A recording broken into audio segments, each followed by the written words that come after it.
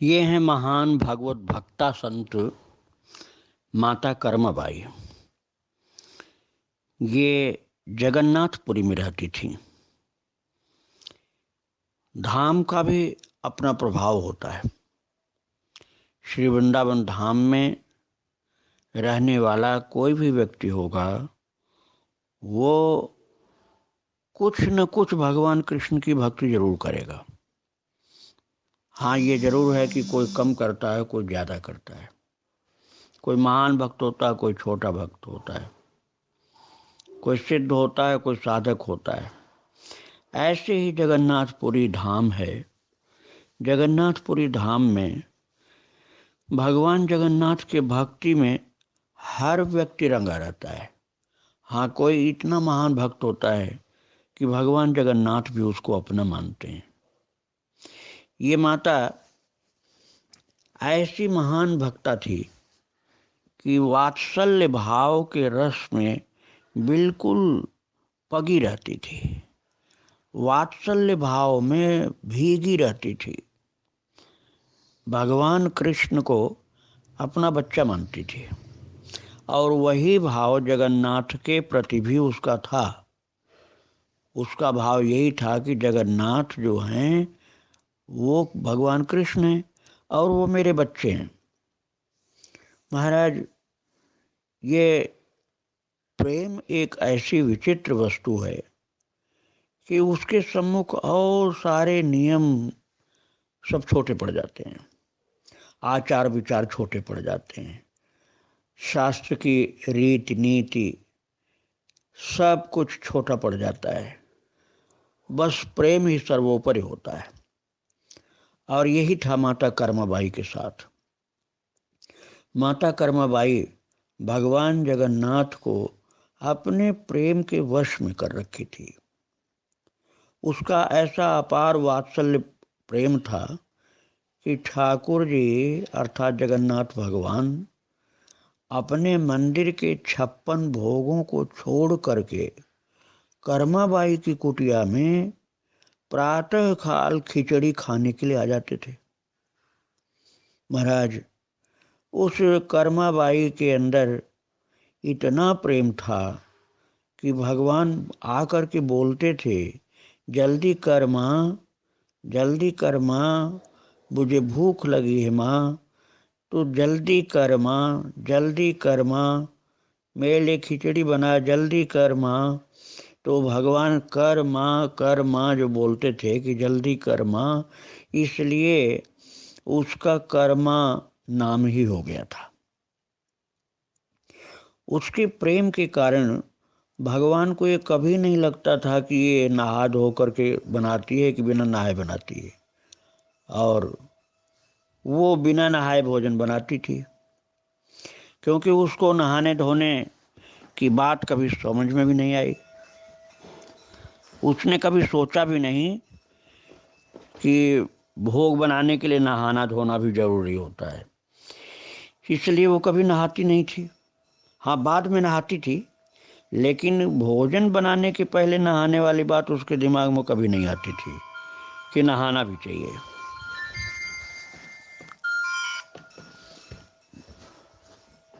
इसलिए वो बिना नहाए भोजन बनाती थी। और भगवान जगन्नाथ छोटे से बाल कृष्ण बन करके बड़े प्यार से खिचड़ी खाते थे। वो कभी कभी कहते थे, माँ अपने हाथ से खिला। कभी अपने हाथ से खाने लग जाते थे, अपने हाथ से खाते थे, फिर कहते थे, माँ माँ कर्माबाई माँ, तू अपने हाथ से खिला। तो माता कर्माबाई अपने हाथ से खिलाती थी। जगन्नाथ भगवान विग्रह रूप में नहीं, स्वयं प्रकट होकर बाल कृष्ण के रूप में भोग प्रसाद पाते थे। और वो बोलते थे कर्माबाई से कि मुझे मेरे मंदिर में जो 56 भोग लगता है उनमें किसी में ऐसा स्वाद नहीं आता है जो तेरे खिचड़ी में स्वाद आता है। और सवेरे सवेरे खिचड़ी बना करके भगवान को खिला देती थी भरपेट। फिर वो जगन्नाथ मंदिर में चले जाते थे। इसके बाद वो संतों की सेवा करती थी, क्योंकि उसका नाम हो गया था जगन्नाथपुरी में कि माता कर्माबाई महान भक्ता है। महान भक्त है माता कर्माबाई। भगवान जगन्नाथ स्वयं जा करके भोजन करते हैं उसके हाथ से, इसलिए संत लोग आने लगे भोग प्रसाद लेने के लिए। तो संतों के लिए बहुत प्रसाद भी बनाती थी, उसमें भगवान जगन्नाथ का प्रसाद भी मिला देती थी, फिर संत लोग उसको पाते थे। अच्छे अच्छे संत लोग आते थे।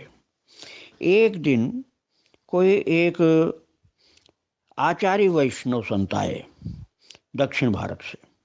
आचार्य वैष्णव संत जगन्नाथपुरी आए थे, तो उन्होंने जगन्नाथपुरी में माता कर्माबाई का नाम सुना, तो उन्होंने सोचा मैं भी चल के प्रसाद लूं। किंतु उनके रहनी सहनी में आचार विचार का बड़ा ज़्यादा महत्व था। उन्होंने कभी ये वात्सल्य प्रेम रस की बात इतनी नहीं समझी थी जैसे कर्माबाई के अंदर थी। ये नहीं समझते थे कि आचार विचार से ऊपर प्रेम होता है, वो तो ये समझते थे कि आचार विचार तो बहुत ऊंची चीज़ है, उसके बिना तो सेवा कैसे की जाएगी। तो वो आए और उनको जब प्रसाद माता कर्माबाई ने दिया तो बोले कि माता एक बात बता, तो इतने सुबह भगवान के लिए भोग बनाती है और मैंने सुना है कि भगवान तेरे यहाँ बैठ करके प्रसाद पाते हैं और तेरे हाथ से भी पाते हैं, तो कृपा करके मुझे बता दे कि तू स्नान करके बनाती है कि बिना स्नान किए बनाती है। तो महाराज अब तो वो चौंक पड़ी। माता कर्माबाई बोली कि बाबा क्या स्नान करके बनाना जरूरी होता है क्या? मैंने तो कभी सोचा नहीं कि स्नान करके भोजन बनाना चाहिए, मैं तो बिना स्नान किए ही भोजन बनाती हूँ। अब क्या मुझसे कोई गलती हो रही है? तो अब तो भैया वो आचार्य वैष्णव संत ने कहा, अरे तू तो बहुत बड़ा अपराध कर रही है, बहुत बड़ा अपराध कर रही है।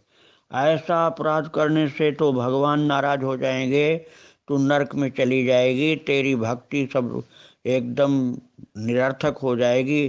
तू तेरा तो इतना ज़्यादा अपराध हो जाएगा कि तेरे तो कर्म का बहुत बड़ा दंड मिलेगा। और फिर तो आचार्य वैष्णव जो संत थे लंबी लंबी सांस लेने लगे दुखी होकर के, और कहने लगे कि अरे कर्मा तूने क्या कर दिया, भगवान को भी भ्रष्ट कर दिया, अरे भगवान को भ्रष्ट कर दिया, आचार विचार सब बिगाड़ दिया तूने। ऐसा कभी भूल के भी नहीं करना, बिना नहाए धोए भोजन मत बनाना। और वही वही भोजन तूने संतों को भी खिला दिया, भगवान को भी खिला दिया। ये तो बहुत गलत किया, बड़ी अपवित्रता का काम किया तूने। तब तो कर्माबाई चरण पकड़ ली, सिर झुकाई, बोली बाबा मैं अनजान हूँ, अनपढ़ हूँ, मुझे ज्ञान नहीं है, अब आप कृपा करके बतलाइए कि अब मुझे भोजन कैसे बनाना होगा। महाराज फिर तो वो संत जो थे आचार्य वैष्णव संत, उन्होंने तो बड़ा लंबा उपदेश दिया और बड़ी लंबी उसको प्रैक्टिकल शिक्षा सिखाई कि कैसे कैसे सुबह कितनी बार मिट्टी लगाना है पैर में, कितनी बार हाथ में, कैसे नहाना है, वस्त्रों को कैसे धोना है, कोई छू न जाए कपड़े से, कोई तेरी रसोई के दूर दूर से निकले पास में ना आवे, पहले सब जितनी लकड़ी उसको धो करके धूप में सुखा ले, बर्तनों को इतनी बार मांज, और देख तेरे पास जो खिचड़ी का सामान रहता है, दाल चावल आदि, ये सब को बड़ी इतनी बार धो करके धूप में सूखा, मक्खी भी न बैठने पावे, ख्याल रखना। बहुत ऊंचाई तक दीवालों को धोने को बताया कि रसोई घर की जो दीवारें हैं अंदर से ज़मीन पर तो धोना ही धोना, दीवालों को भी ऊपर तक धोना, जहाँ तक तेरी चिमटी चिमटा सणसी और ये कड़छी ये सब जहाँ तक पहुँचता है, जहाँ तक छींटा पहुँच सकता, वहाँ तक दीवार को भी साफ कर रोजाना, अच्छी तरह से चौका कर, और देख मुंह पर कपड़ा बांध करके और तब भोजन बनाना, निगाह किसी की नहीं पड़नी चाहिए। बड़ा लंबा चौड़ा उन्होंने कर्मकांड का उपदेश दिया। अब वो बोले कि महाराज मुझसे तो बड़ी गलती हुई, अब ऐसे ही बनाना पड़ेगा। बोले हाँ जैसे मैंने बताया वैसे बनाना होगा तुझको, नहीं तो भगवान का अपराध कर रही तू। अब उसने हाथ जोड़ के कहा, प्रभु अब कल से ऐसी बनाऊंगी। अब दूसरे दिन संत महाराज ने जो बताया था उसी विधि के अनुसार वो सुबह जगते ही नहाने धोने और लकड़ी धोने, बर्तन धोने, दीवार तक धोना, सफाई करना, और फिर इसके बाद जब वो चावल दाल बिनना मनिया करना शुरू किया तो मुंह में कपड़ा बांधा और चारों तरफ बड़ी सफाई किया। फिर उसके बाद जब बनाना शुरू किया, इतने बीच में तो भगवान जगन्नाथ बाल कृष्ण बन करके 2 चक्कर लगा चुके। अरे माँ, ये क्या कर दिया, आज तो बहुत देरी कर दिया तूने, अभी तक भोजन नहीं बनाई, अभी तक तूने चालू भी नहीं किया, अभी तक चूल्हा भी नहीं चिताया, अग्नि नहीं जलाई, कब बनाएगी, आज तो अभी शुरू हो रहा तेरा काम। तो माता कर्माबाई ने कहा, लाला लाला धीरज रख, धीरज रख, मुझे कुछ पता नहीं था कि कैसे भोजन बनाना चाहिए था। मैंने तो बिना नहाए रोजाना बना देती थी, न कुछ साफ करती थी, न धोती थी, न कपड़े धोती थी, न नहाती थी। अरे मुझसे तो बड़े अपराध बने, बड़ी गलतियां बनी। मैंने तो बिना नहाए ही अपवित्रता से तेरे लिए भोजन बनाया, वही संतों को भी खिलाया। मुझसे तो बड़ी गलती हुई है, मैंने तो बड़ा पाप किया, अपराध किया बेटा। एक संत आए थे दक्षिण भारत से, वो मुझे सिखाए हैं कि ऐसे ऐसे सफाई कर, ऐसे दीवार तक धो, ऐसे बर्तन धो, ऐसे लकड़ी भी धो के सुखा, और अपने कपड़े ऐसे धो और स्नान इस तरह से कर, तब बना। तो जैसे बाबा ने बताया है मैं वैसे बना रही हूँ बेटा। अब थोड़ा सा और थोड़ी देरी लगेगी। भगवान फिर वापस चले गए। फिर आके देखा तो अभी तो उबलना शुरू हुआ था चावल। फिर आए तब गरम गरम अभी बनी ही थी, जल्दी जल्दी ठंडी करने लगी, दोपहर हो गया। सुबह जो भोजन भगवान पाते थे खिचड़ी का, वो दोपहर हो गया, तब प्रभु ने खिचड़ी का भोजन जल्दी जल्दी खाया, और जल्दी जल्दी खाया, बहुत जल्दी जल्दी खाया, क्योंकि उधर जगन्नाथ मंदिर में भोग लगने का टाइम हो रहा था, और जल्दी जल्दी प्रभु खा रहे हैं। माता कर्माबाई खिला रही, अपने हाथ से भी खा रहे हैं, और बोलते जा रहे हैं, अरे बाबा तूने आज मेरे भोजन में बहुत बाधा डाली, बाबा तूने मेरे भोजन में बहुत बाधा डाली। माता कर्मा, अब वो बाबा को कभी भी तू अपने यहाँ इस तरह से नहीं आने देना। महाराज भगवान ने कहा, माता बाबा की बात मत मानना, जैसे मेरे लिए भोजन बनाती थी वैसे बना। वो बाबा ने तुझे उल्टी शिक्षा जा आकर के दे दिया, वो तो बाबा गड़बड़ था, उसकी बात मत मानना तू। अब भगवान जगन्नाथ के मंदिर में जब घंटा बजा और भोग के लिए तैयारी हुई, तो कर्माबाई के यहाँ से भगवान जल्दी से भागे, और महाराज इतनी जल्दी में भागे थे कि मुंह भी नहीं धो पाए।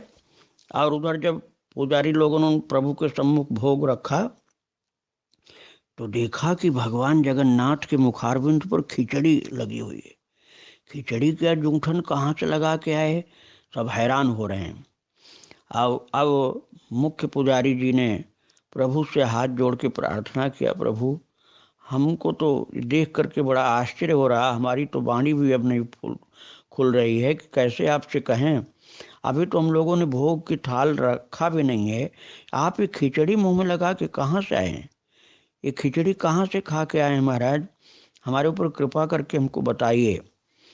उस समय जगन्नाथ भगवान पुजारी जी से बोले, कर्माबाई नाम की मेरी एक भक्ता है, संत है, वो सुबह सुबह खिचड़ी बना के हमको खिला देती थी, किंतु एक संत वहाँ पर चले गए, उन्होंने इतना जाकर शास्त्र की रीति नीति उनको सिखा दी माता को कि आज खिचड़ी में सुबह खा नहीं सका, वो सुबह बना नहीं सकी, उसको बनाने में इतनी देरी हो गई कि अब उसकी खिचड़ी बनी है, और वो रोजाना मुझे खिचड़ी का भोग अर्पण करती है, और मैं उसके प्रेम को देख करके, सच्ची भक्ति देख करके उसके घर रोजाना जाके खिचड़ी खाता हूँ।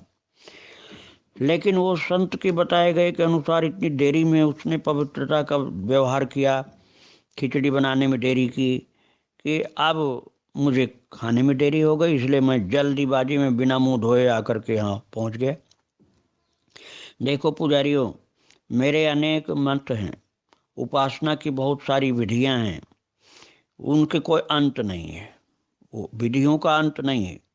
इस रहस्य को जाने बिना जो कोई व्यक्ति एक विधि को ही भक्त की निष्ठा को समझे बिना जबरदस्ती लागू करता है, वह अन्याय करता है। क्योंकि कोई भी विधि प्रेम के ऊपर नहीं हो सकती है। पुजारियों से भगवान ने कहा, प्रेम सर्वोपरि होता है और सारी विधियां उस प्रेम से नीचे हैं। और प्रेम को देखे बिना भक्त के ऊपर कोई शास्त्र की विधि जो जबरदस्ती लागू करता है, उसकी निष्ठा को समझे बिना, तो वो भक्त के प्रति और मेरे प्रति भी अन्याय करता है। और वही काम संत ने कहा है, किया है। इसलिए तुम, पुजारियों से भगवान ने कहा कि उस साधु को, दक्षिण भारत से आया हुआ है, आचार्य संत है वो, उसको बुला करके और तुरंत कर्माबाई के पास भेजो कि वो जा करके अपनी गलती माने और माता कर्माबाई से कहे कि मैंने गलती किया है, माता तुम जैसे बनाती थी वैसे बनाओ, भगवान को वही पसंद है। बस पुजारी लोगों ने साधु को खोज करके पूरे जगन्नाथपुरी में कहाँ है खोज कर ले आए और आकर के कहा, महाराज भगवान ने ऐसा कहा है कि आपने कर्माबाई को जो शास्त्र की रीति नीति ये सब सिखाया है, कर्मकांड सिखाया है, वो बड़ा गलत किया है। माता कर्माबाई को जाकर समझाओ कि वो जैसे खिचड़ी बनाती थी वैसे बनाए, आपकी बताई हुई विधि का से न बनाए। तो वो संत डर गए कि भगवान ऐसा बोले तो इसका मतलब हमने गलत किया है। इतना डर गए कि वो भगवान को बार बार दंडोत करने लगे, प्रभु मैं तो समझ नहीं सका था कि आप प्रेम को सर्वोपरि समझते हैं, तो हम तो कर्मकांड को ही सर्वश्रेष्ठ समझ रहे थे, हमसे बड़ी भूल हुई प्रभु। हम जा रहे हैं, अभी कर्माबाई को जा करके पहली वाली रीति ही बता देंगे। वो साधु भागे हुए कर्माबाई को, पहले तो भगवान को दंडोत किया था, अब जाके कर्माबाई को दंडोत किया और फिर जा करके कहा, माता मुझसे बड़ी भूल हुई, मैंने जो तुझे सिखाया है कि ऐसे कपड़ा धोना, ऐसे नहाना, ऐसे लकड़ी धोना, ऐसे बर्तन धोना, इस तरह से दीवार धोना और तब इस तरह से बनाना, वो सब बात मेरी गलत है। भगवान तेरा भोजन जैसे पहले बनता था वही स्वीकार कर रहे हैं, तो उसी तरह से बिना नहाए भोजन बनाना, उन्हें वही पसंद है, मुझे माफ़ कर दे। संत ने माफ़ी मांगा, माता कर्माबाई ने हाथ जोड़ा, पहले भगवान से माफ़ी मांग गए थे। महाराज फिर तो दूसरे दिन से माता कर्माबाई पहले की तरह से भोजन बनाने लगी और सवेरे सवेरे जगन्नाथ भगवान बाल कृष्ण बन करके आकर प्रसाद पाने लगे। और पुजारियों ने यह बात पुरी नरेश, जो जगन्नाथपुरी के राजा, उनसे बता दिया। उनसे बता दिया कि महाराज भगवान जगन्नाथ इतने भोग छोड़ करके सुबह सुबह माता कर्माबाई की झोपड़ी में जाकर भोजन करते हैं, खिचड़ी खाते हैं, उसके बाद यहाँ आते हैं तब कुछ खाते हैं। राजा जाकर के कर्माबाई को प्रणाम किया, हाथ जोड़ करके कहा, आप की खिचड़ी खाने के लिए भगवान जगन्नाथ आते हैं, तो अब मेरे ऊपर कृपा करिए, भक्ति का आशीर्वाद दीजिए। राजा ने प्रार्थना किया। भगवान जगन्नाथ ने कहा राजा से कि मेरी माता की खिचड़ी का भोग मंदिर में भी लाया करो, थोड़ा सा यहाँ भी भोग लगाओ, तब मैं प्रसन्नता से खाऊंगा।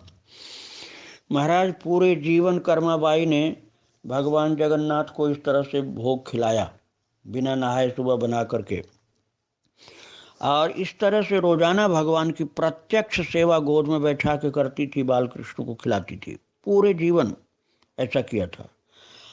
कथा ऐसी है कि जब माता कर्माबाई का शरीर छूट गया तो भगवान जगन्नाथ जाकर के कर्माबाई की कुटिया में रोते थे।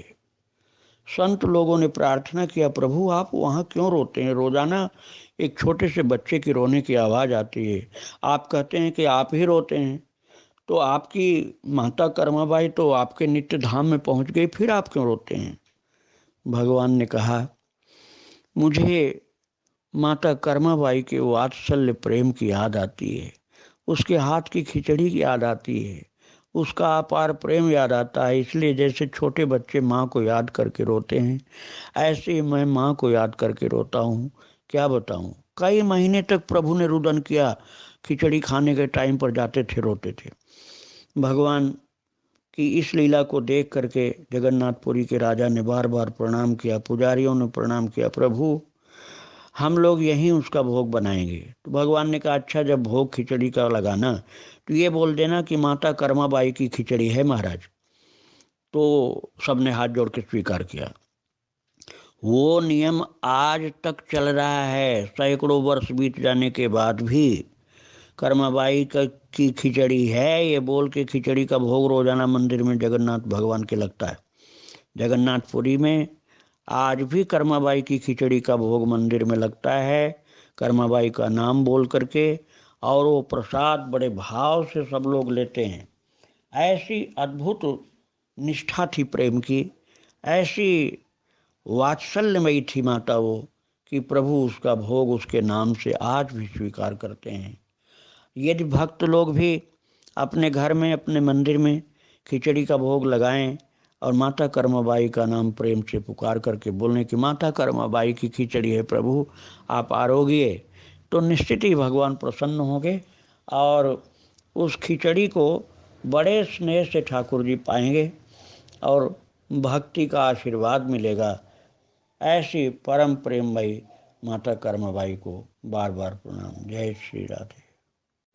स्नान करके भोजन बनाने के विषय में एक बात जाननी आवश्यक है कि यदि वात्सल्य भाव आपका है, जैसे कर्माबाई माता भगवान को अपना बच्चा समझ करके भोजन बनाती थी, ऐसे किसी भक्त का भगवान के प्रति वात्सल्य भाव है, भगवान को अपना बच्चा मानती है, तो वो बिना नहाए भोजन बना सकती है।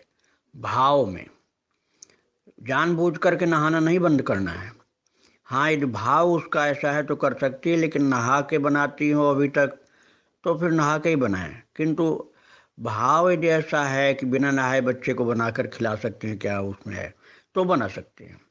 लेकिन अन्य सभी भावों में, वात्सल्य भाव के अतिरिक्त सभी भावों में स्नान आदि का विचार करना चाहिए।